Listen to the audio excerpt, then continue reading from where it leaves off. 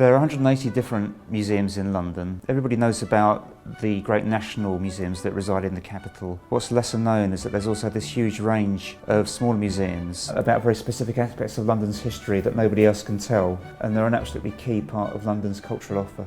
As a small museum curator, you're often overwhelmed with pressures, and getting a grant and outside helps you sort of lift your head, look what you should be doing and do things properly.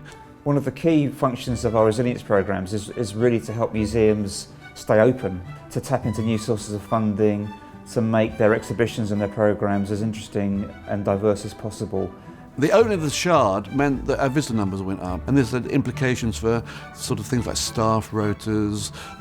It also had implications for health and safety. Part of that management review helped us to look at our policies, how we dealt with bookings, and altogether it just really improved the whole management of the museum. To be successful with the Heritage Lottery Fund, museums really need to be in a stable and strong position.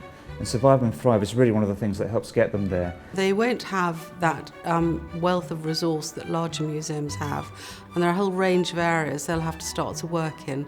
And actually it's the resilience grants that seem to make such a big difference. Once we'd gone through the resilience programme, a number of funders, including the Heritage Lottery Fund, enabled us to complete a £5 million transformation of the gallery.